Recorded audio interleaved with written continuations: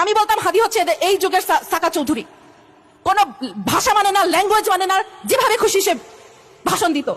এখন তোদের বলতেছি যারা মেরেছিস, এখন কি মেয়ে মানুষের মুখ থেকে তোদের গালি শুনতে হবে? নে খা, দিব এখন তোদেরকে গালি। হাতি শিখিয়ে দিয়ে গেছে গালি কিভাবে দিতে হবে। পলিশ স্পিচ দিয়ে বিপ্লব হয় না, তোদের গালি দিয়ে তোদেরকে বন্ধ করতে হবে।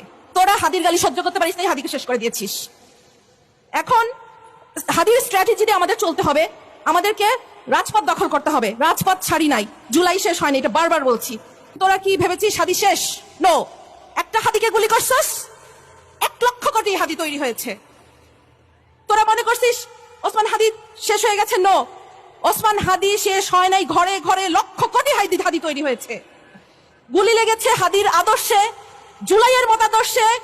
জুলাই শেষ হয় নাই, জুলাই সেদিন শেষ হবে যেদিন ভারতের আধিপত্যবাদ শেষ হবে আমাদের দেশের উপর থেকে, সেদিন জুলাই শেষ হবে। জুলাই শেষ হয়নি, জুলাই সেদিন পর্যন্ত শেষ হবে না। সরকারের কাছে আরো আবেদন, আমাদের আরো কিছু আকুতবাহী সৈনিক আছে, হাসনাত আছে, সার্জিস আছে, আসিফ আছে, ব্যারিস্টার আরমান আছে, ব্যারিস্টার ফুয়াদ আছে, ব্যারিস্টার শাহরিয়ার আছে। এদের একজনের গায়ে যেন আঁচ না লাগে। আমি তোমাদেরকে বলবো, হাসনাত, সার্জি, তোমরা আমাদের ছোট ভাই, তোমরা মনে করবা যে ড্যাম কেয়ার। নো, বাংলাদেশের জন্য তোমাদেরকে লাগবে, তোমরা ড্যাম কেয়ার হতে পারবা না। তোমরা নিজেদের সেফটির ব্যাপারটা চিন্তা করবা, কারণ বাংলাদেশকে তোমাদেরকে লাগবে। তোমরা নিজেদের ড্যাম কেয়ার ভাববা না। আল্লাহ হাদিকে নিয়ে গেছে, হাদি দেখিয়ে দিয়ে গেছে ড্যাম কেয়ার কাকে বলে। বাট প্লিজ, বাংলাদেশের জন্য তোমরা ড্যাম কেয়ার থাকবা না।